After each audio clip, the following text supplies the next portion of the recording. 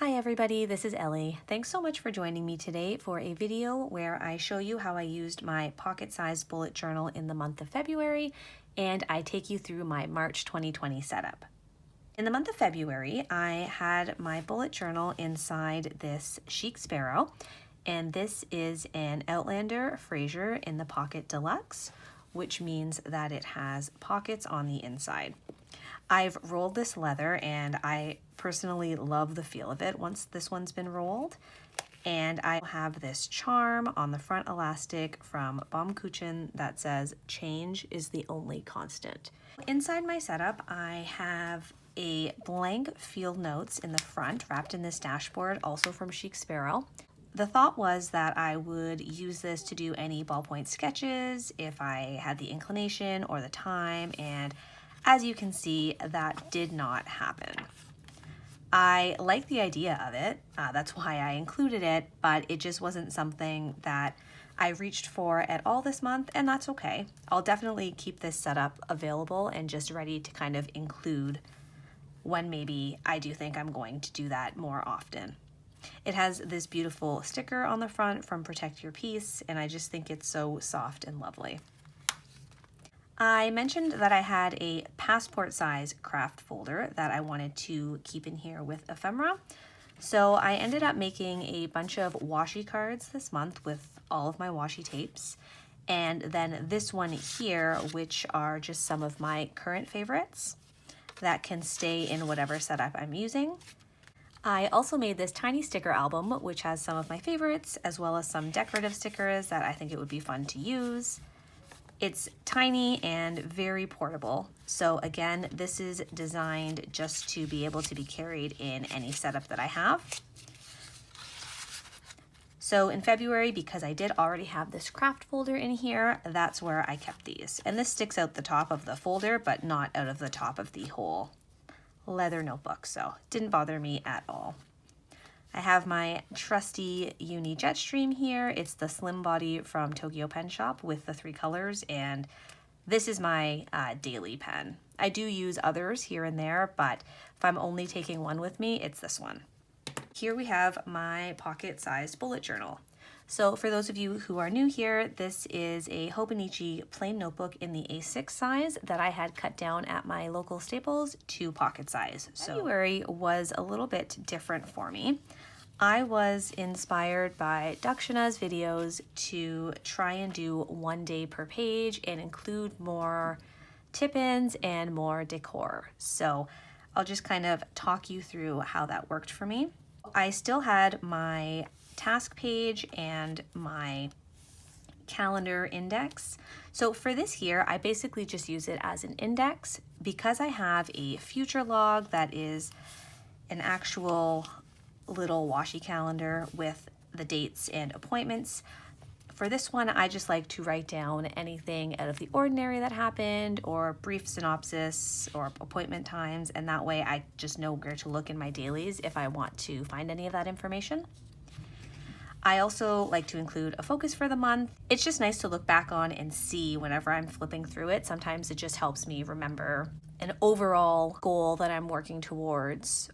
I also included this printable, also inspired by Daksina, because she marks off the days as they go by, and I love this. This is from SM Plans. It's a freebie from her Facebook group, and I really, really like having this here, so this is something that you'll see I did again for March.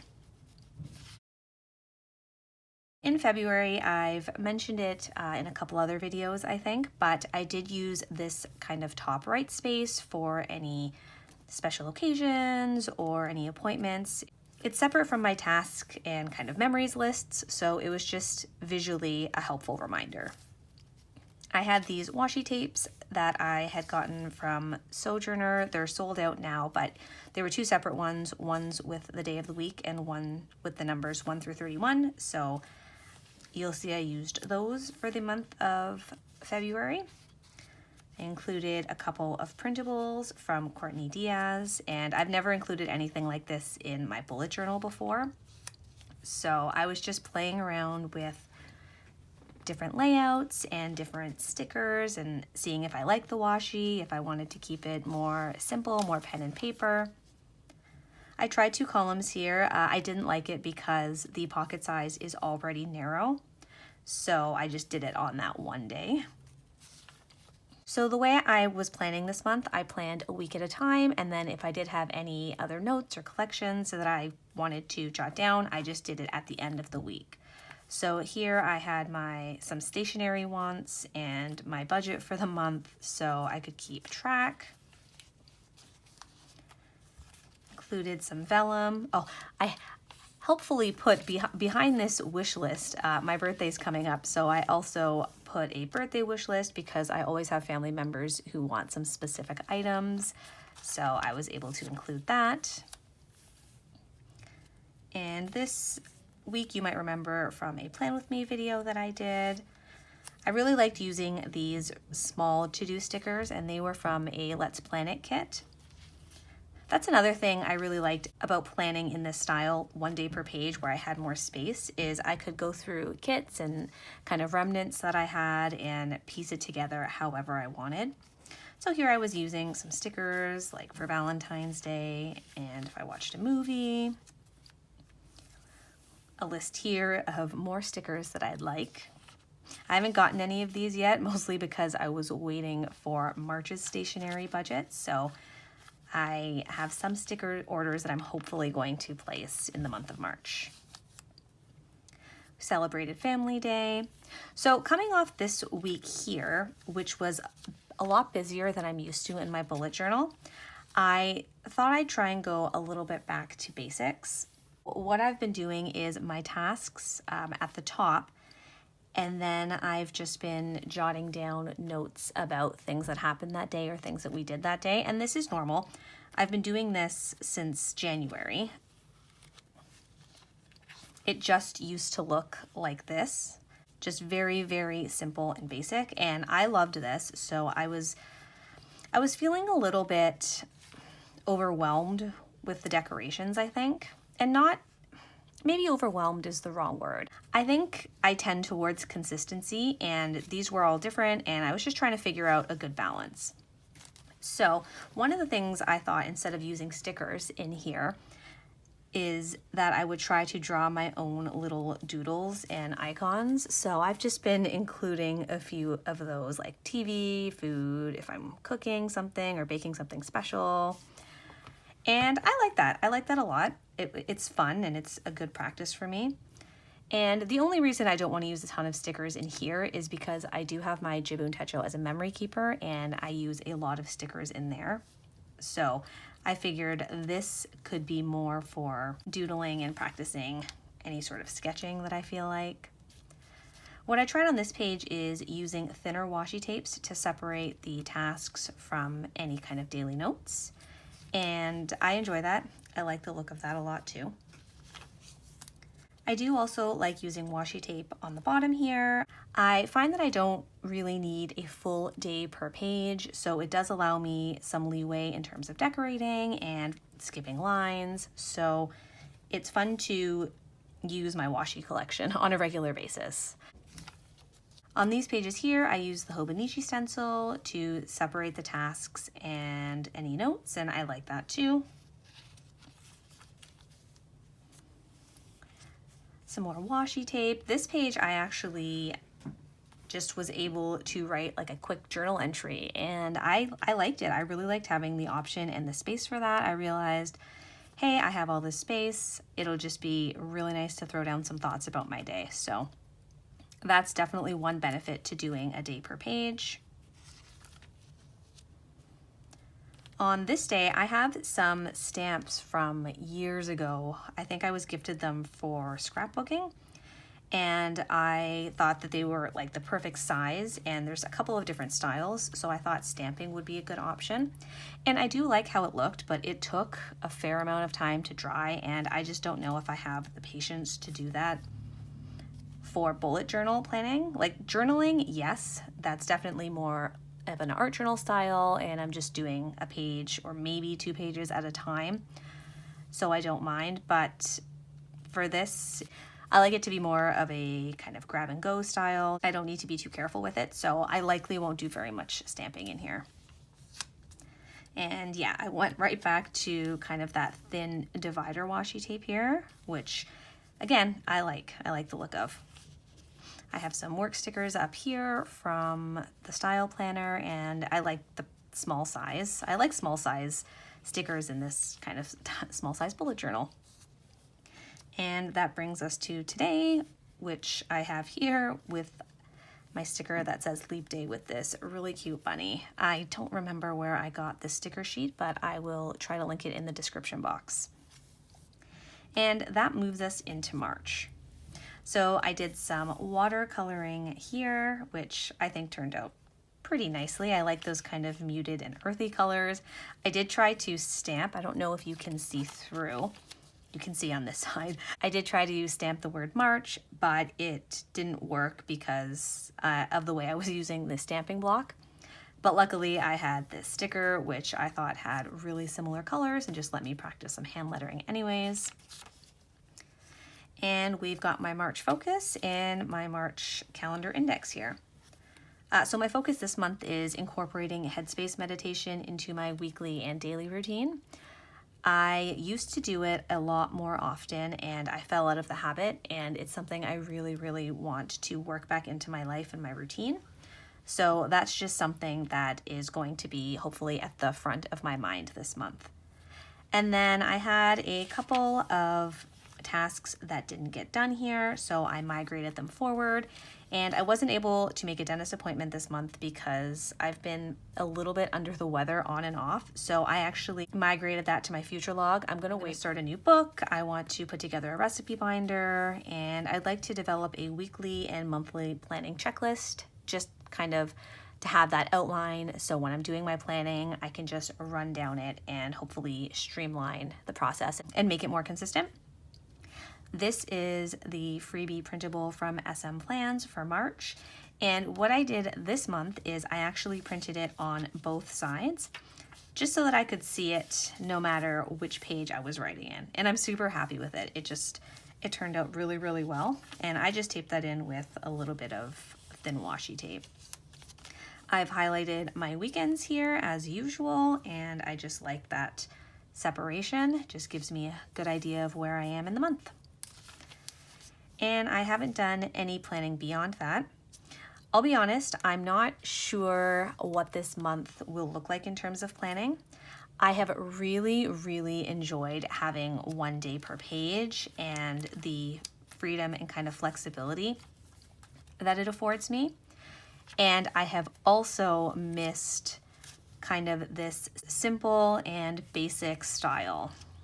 I never felt bad if I was too busy to write any of these days. I just took up however much space was needed and didn't feel any pressure to fill extra space. Whereas this month, because I do already have a whole page dedicated to that day, if I don't have a chance to work in it, or I worked more this week than I typically do, so I just didn't have a chance, for example, on this day to go through any tasks because I don't write work tasks in here. As a supply teacher, that just doesn't make sense for me. So I did end up using it for journaling, and I like that, but I'm just not sure. I'm going to be playing around again. I'm also totally aware of the fact that it does take me a while to kind of change things up, especially if they've been working, and I did have a lot of fun in February. I just think, again, March will probably be about trying to find a balance and figuring out what works for me. But towards the end of February, the tasks at the top, the notes at the bottom, and having that simple kind of divider and washi tape at the bottom, I was liking that style. So we'll see. I'm still using my daily tab, my monthly tab, which I'll move tomorrow, and my future log tab, which I've already moved. So that tab system is great. I prefer it over any of the other clips that I've used. I think because it's gentle on the pages, and as much as I love Ollie clips, they do create a bump, and I don't have that problem with the tabs.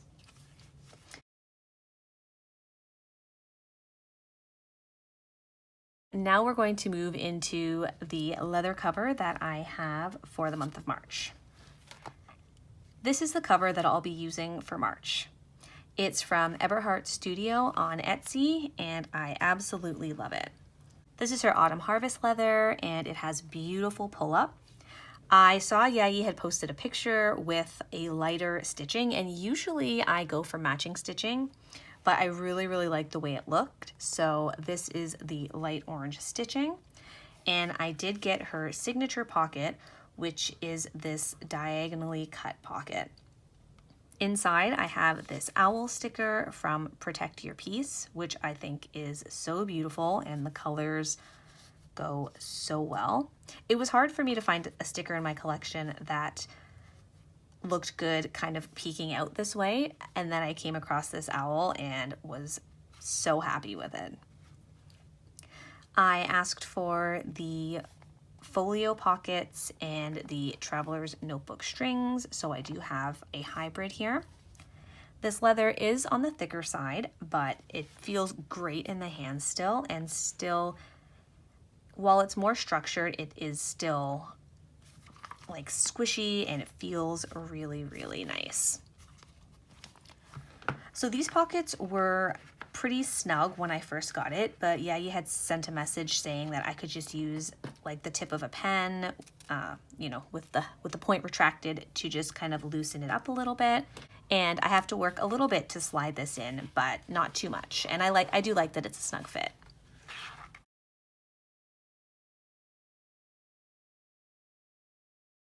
That looks great. I love how this page at the back always fits so nicely just over whatever pocket I have this slipped into. And I wasn't sure what I wanted to do with these two pieces and how I wanted to store them. But what I ended up doing is pulling out, I have two pocket size dashboards from Chic Sparrow. So I pulled this out. I already had this vellum cut, and I included this sticker that says, "When in doubt, go to the library," from Harry Potter. And this is by Nutmeg and Arlo on Etsy. So I pulled that out, and I also had this tiny little pocket from TheCoffeeMonsterzCo that says Planner Stash on it. So I figured what I would do is I would put my washi tape right there, and I would just slide this in.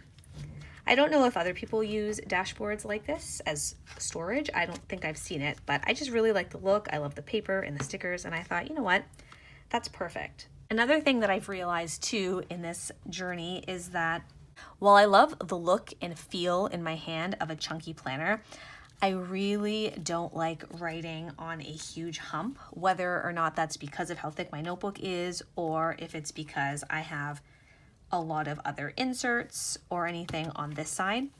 So I thought that I would try to keep it on the thinner side while still, you know, using it for storage, because there's plenty of space here. And those fit together beautifully. I got a closure elastic in the dark brown, and I will be keeping my pen just tucked into the elastic there. I'm really looking forward to March. I'm glad that I'm having a chance to use this cover. I had ordered this last year, and I was just waiting for the right time to use it, and this feels like the right time.